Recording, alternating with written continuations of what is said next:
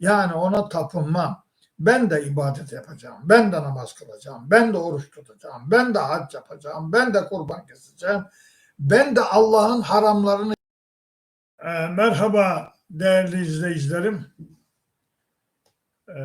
Bu mevsimlik son konuşmamızı yapıyoruz. İnşallah vedalaşacağız. Efendim, Zümer suresinin 11. ayetinde kalmıştık. 10. ayeti yapmıştık.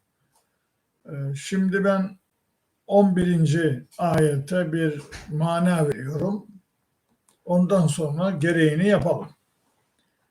Gul de, Yüce Allah Hazreti Peygamber'e diyor ki, söyle, inni mutlaka ben ümirtu, emrolundum. Bana emrolundu. En a'budallaha, Allah'a kulluk etmem, muhlisan, halis olarak, samimi olarak, lehuddin, dini ona has kılarak, Allah'a has kılarak kulluk etmem bana emrolundu Allah'a. Şimdi bu ayet 3. ayete atıfta bulunmuş oluyor Zümer suresinin. Ela lillahi dinul halis. Dikkat edin demişti. Din, saf din Allah'a aittir. Katıksız din Allah'a aittir.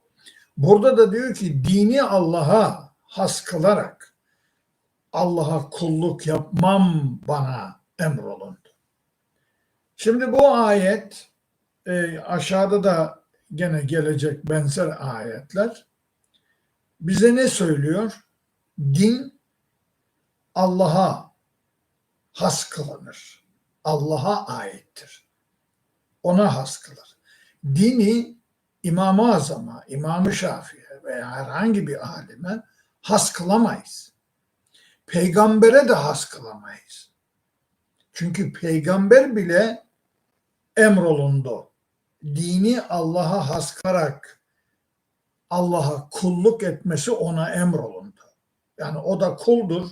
Nihayet Muhammed abdu eşhedü en la ilahe illallah ve eşhedü enne Muhammeden abduhu ve resuluhu. Abd kuludur ve resuluhu ve onun peygamberidir.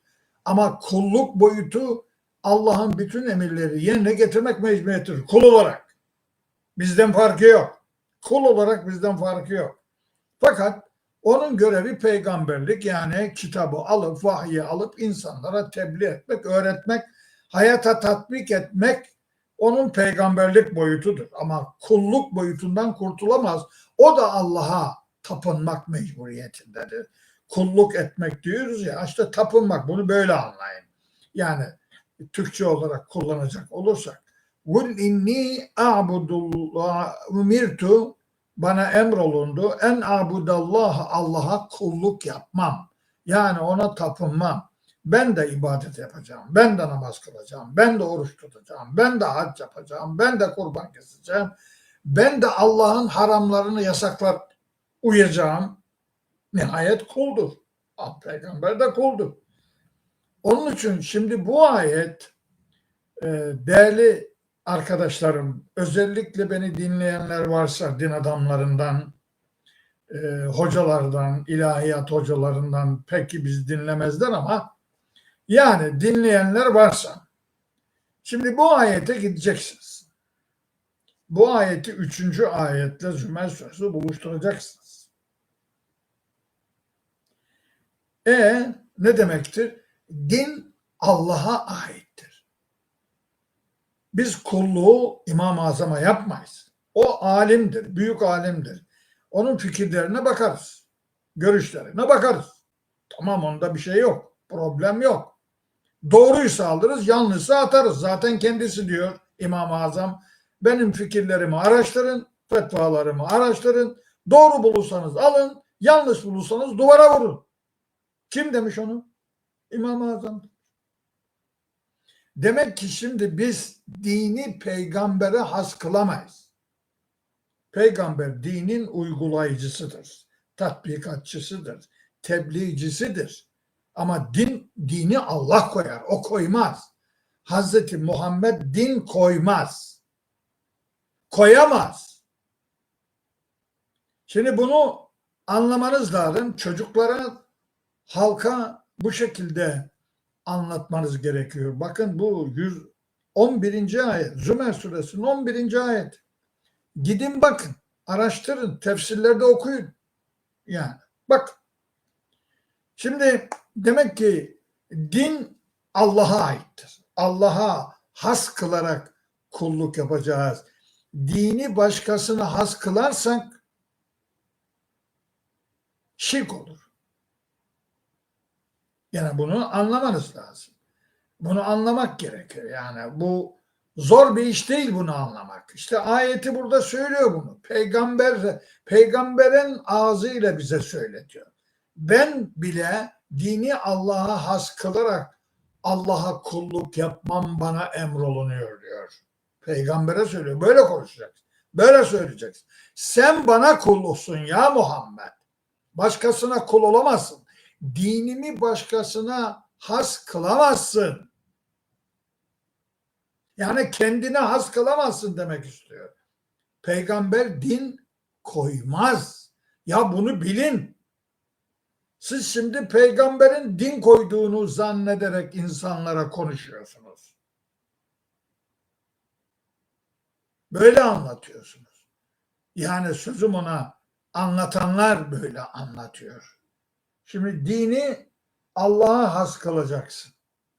Bir defa en azından Kur'an'a ne dediyse Kur'an'a uyacaksın yani. Olay bu. Kur'an'ı bilmek lazım. Bizim için öyle, halk için öyle değil.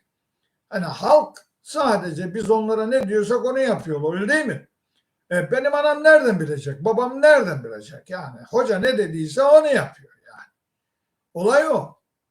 Şimdi hocalar bir defa bu ayeti bilmeleri lazım. Bunu boyunlarına asması lazım. Kafasının içine, beynine nakşetmesi lazım. Benim peygamberime Zümer suresinin 11. ayetinde Allah emrediyor. Dini Allah'a has. Başka Mehmet Hoca şu anda YouTube'da konuşuyorum.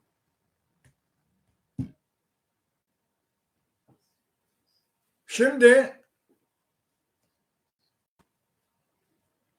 bu ayet gerçekten ilahiyat fakültelerinin kapısında yazılması lazım.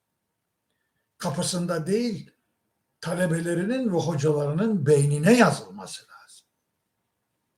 Diyanet İşleri Başkanlığı'nın kapısına yazılması lazım.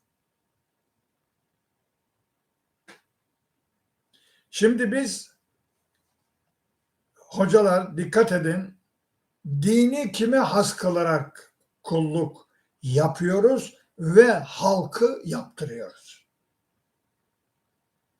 Biz ne dersek halk onu yapıyor. Sorgulama yok.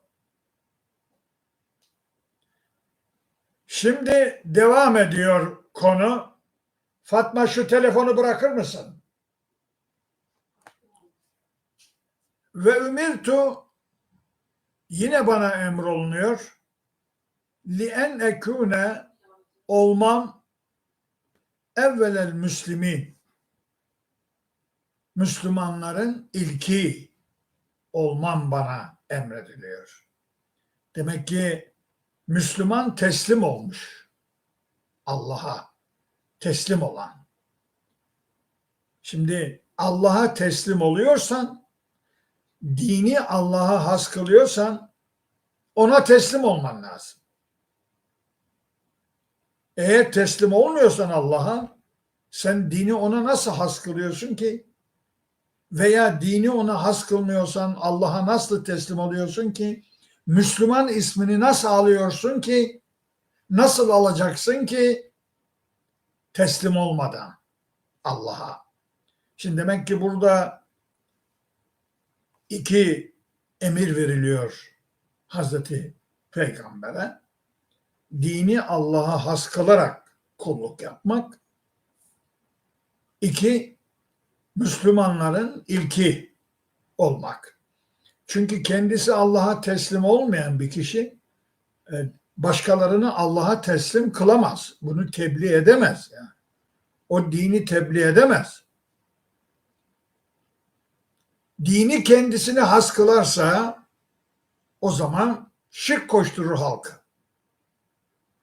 Müşrik olur. Anlıyor musunuz burada şimdi? Demek ki bir tapınma olayı var burada, bir teslimiyet olayı var. Yani bu iki ayette merkez nokta tapınma olayı, dini Allah'a has kılarak tapınma olayı, bir de Müslümanların ilki olma olayı. Tabii bizim dinimizin Müslümanının ilki. Oysa ki ta Hazreti Adem'den beri gelen dinler İslam'dır ve onlara mensup olanlar da Müslümanlar. Onlar da Müslümandır yani. Dolayısıyla değerli kardeşlerim bu iki ayet yine Peygamberimizle alakalı. Şimdi Peygamberimiz bu ayetleri tatbik etti mi etmedi? Etti. Sünnet odur işte. Sünnet burada. Üçüncü gul. Yani ikinci gul diyor da bir emir daha söyle diyor. Gul de onlara inni ehafu, ben korkarım. Peygambere diyor ki halka söyle ben korkarım. İn asaytu Rabbi, Rabbime asi olmaktan korkarım. Eğer Rabbime asi olursam azabe yevmin azim, büyük günün azabından korkarım. Şimdi meseleyi anladınız mı? Yani peygamber diyor ki, demesi gerekiyor ki, ayet söylüyor ona, Allah söylüyor. De insanlara ben Rabbime asi olursam büyük günün azabından korkarım.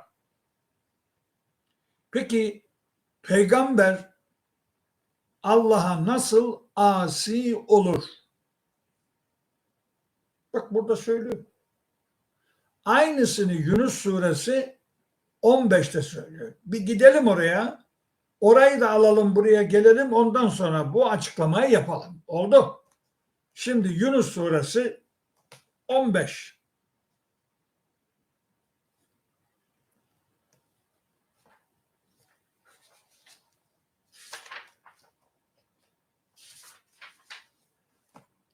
Şimdi bu ayet biraz uzun ama ayetin hakkını vererek okuyalım, manasını verelim, açıklayalım ki bize kızmasın ayet yani.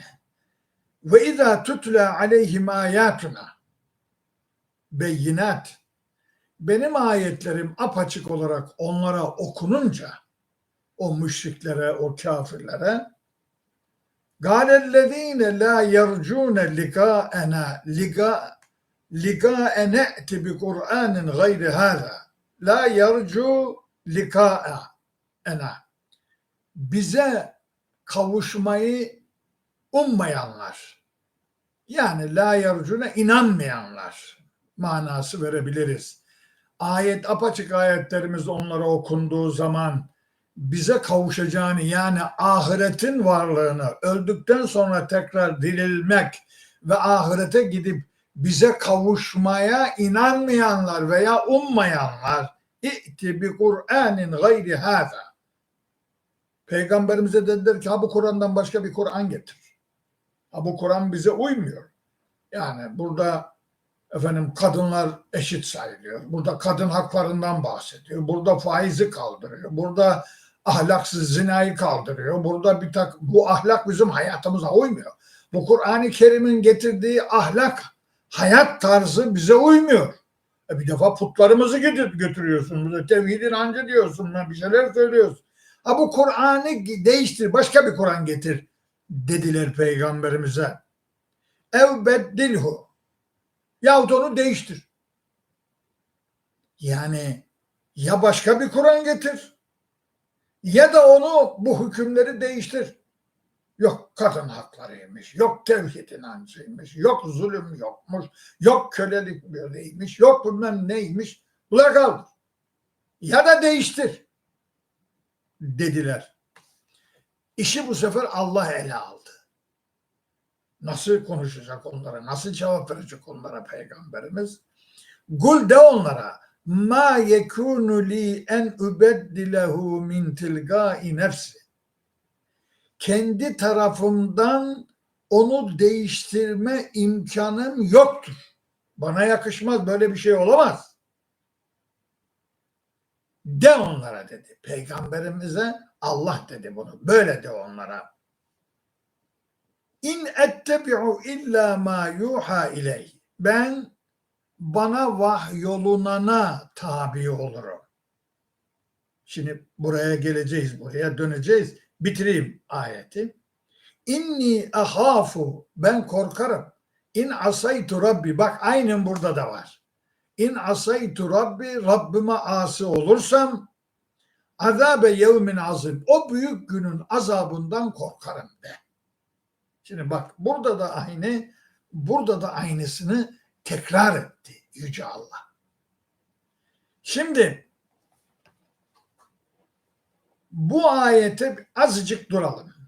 Yani Yunus 15'te İn ettebi'u illa ma yuha ileyh. De onlara. Ben bana vahyolunana uyarım. Biz kime uyuyoruz? Biz Kur'an'a uyuyoruz mu, uymuyoruz mu? Soruyorum. İlahiyat eğitimi yapılıyor. Hocalar anlatıyor. Neyi anlatıyor? Hangi hurafeyi? Hangi yalanları? Sen Kur'an'a uyuyor musun? Senin peygamberin Kur'an'a uydu. Bak ne diyor? Ben sadece Kur'an'a uyarım. İstisna cümlesi kullanıyor burada. Tabii bu sizinle alakası olmayabilir. Hocalar dinliyorsa olur.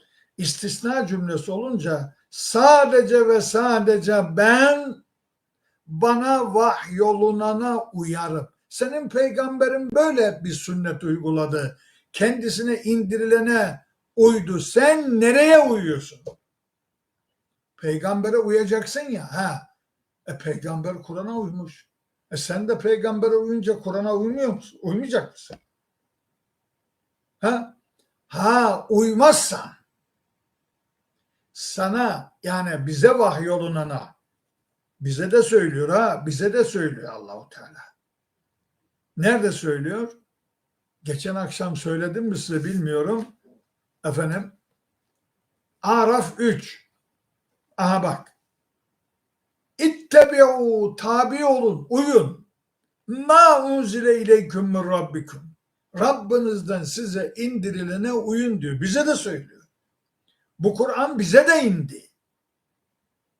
Bütün insanlığa indi. Sadece Hazreti Peygamber'e değil. O peygamberi bu dini anlatacak, anlatacak, tebliğ edecek, tatbik edecek olan. Ama bize de indi bu Kur'an. Bak ne diyor? Rabbinizden size indirilene uyun. Biz uyuyoruz. Yani bu Araf 3'ü tatbik ediyoruz mu, etmiyoruz? Bu çok ciddi bir konu. Yani bakın ne işler yapıyoruz. Bak bu sefer ne diyor biliyor musun? İnni ahafu, ben korkarım. İn asaytu Rabbi, Rabbime asi olursam. Yani ben vahye uymazsam Rabbime asi olurum. Azabe yevmin azim. O büyük günün azabından korkarım. Şayet ben Rabbime asi olursam. Kime söyletiyor bu sözü? Hazreti Peygamber'e. Kim söyletiyor? Allah. Yani sen benim vahyime uymazsan ya Muhammed, bana isyan etmiş olursun. Bana asi olursun. Bak, Hazreti Adem'e şu ağaçtan yeme dedi. Şeytana kandı, yedi. Allah'a asi oldu. Öyle diyor. Nerede? Taha suresinde. Gidelim oraya. Ufacık bir bakalım orada. Bak Taha suresinde ne diyecek şimdi? Bak. Ha, evet. فَعَصَى آدَمُ رَبَّهُ فَغَوَى. Evet. Ne demek? Ağaçtan yiyince Adem Rabbine asi oldu ve azdı. Şimdi demek ki Allah'ın dediğini yerine getirmemek Allah'a isyandır. İşte peygamber de vahye tabi olmazsa Allah'a isyan etmiş olur. YouTube'da konuşma yapıyorum başkanım.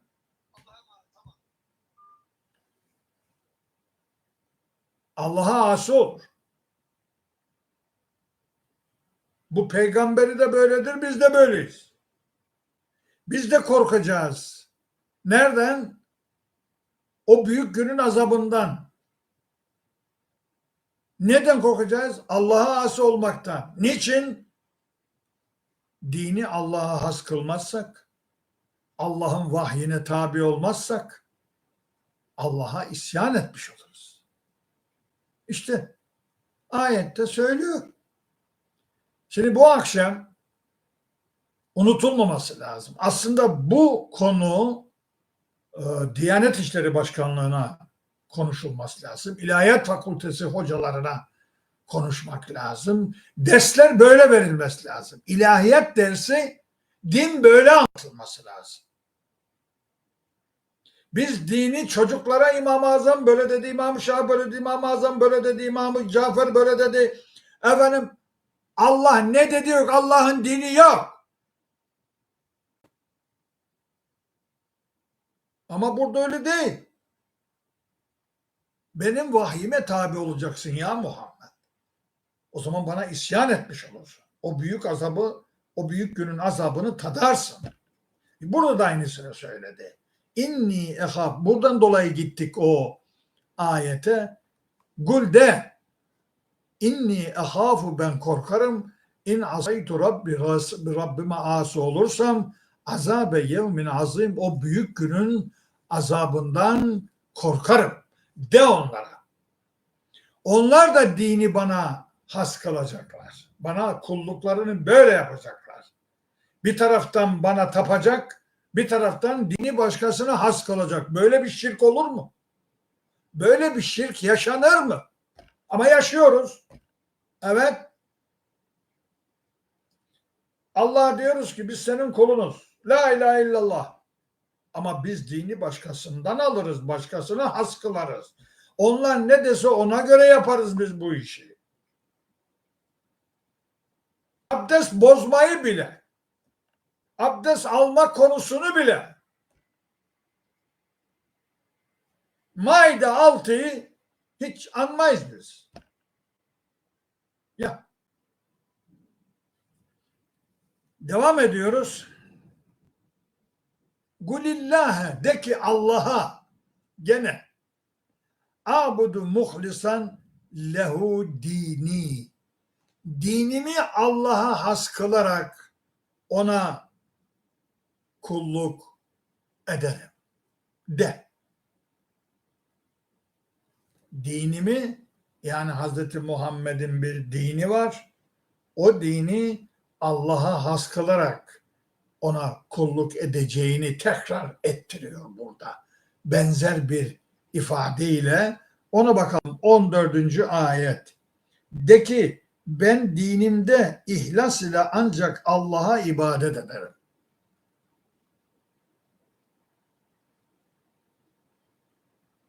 Şimdi değerli kardeşlerim, bu tevhid inancının ana ayetleridir bunlar. Yani tevhid inancının ana ayetleridir bu ayetler. Onun için devam edelim. De onlara fa'budu ma şi'tum min duni. Allah'tan başka dilediğinize kulluk yapabilirsiniz. Tapınabilirsiniz. Tapının. Özgürlük veriyor Allah. Bak bak bak bak bak. Allah'tan başkasına dilediğinizi tapının. Dilediğinizi. Maşi'tum.